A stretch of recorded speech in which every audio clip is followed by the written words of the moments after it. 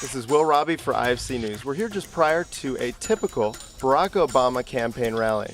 But what does it take to finance a run for the presidency? Let's have a look at fundraising in 2008. The reality of it is those people that we're supposedly electing are actually spending 90% of their time raising money and running, and not spending a great deal of time actually delving into the issues and understanding them to represent us anyway. Money has been increasingly criticized for interfering with governing. Fundraising is appalling, and anybody who thinks that somebody who can pony up the big donation doesn't get an open door when they go up to the Hill to talk to somebody or when they want to go to the White House is just crazy. That's exactly how it works. We live in a pay-to-play country. What's the problem with money in politics? The problem with money in politics is the implication that money brings influence, brings policy that's not in the interest of the majority of people. So how do you raise enough money, but avoid the specter of cronyism? Broaden your base of donors. If you're getting $100 contributions from 1 million people, you got $100 million. But what do they want? They believe what you say you want to do.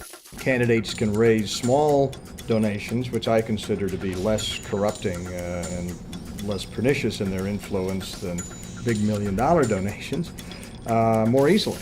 Technology has revolutionized the process of fundraising.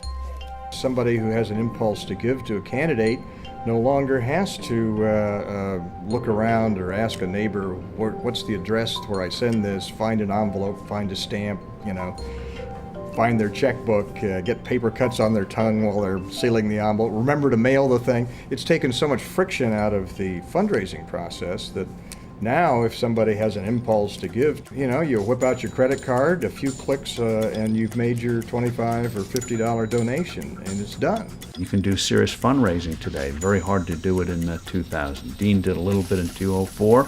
Now, Ron Paul can come along and do it on the internet. Ron Paul set a record early on in the process, raising $4.3 million in 24 hours. The internet is a new media. Everyone takes the concept and tells their friends and tells their friends. It's really viral. The online fundraising model took off with Howard Dean's 2004 campaign. The Dean campaign, we were pioneers, and we developed the first wood propeller and proved you could fly the damn thing. Over 4 years, YouTube, MySpace, Facebook, jet engines got put on the contraption, and it really flies now. Barack Obama has made very good use of the internet and is able to monetize this popularity of his among an initial group. That's a good thing. Howard Dean was able to raise $1 million in a matter of 2 or 3 days. Obama can raise $3 million in a matter of 24 hours. He can raise $1 million in a matter of an hour. We've never seen anything like it. Early on, Barack Obama outraised John McCain by 4-1 with a huge number of small donors. Why have the Democrats out-fundraised the Republicans to such a degree?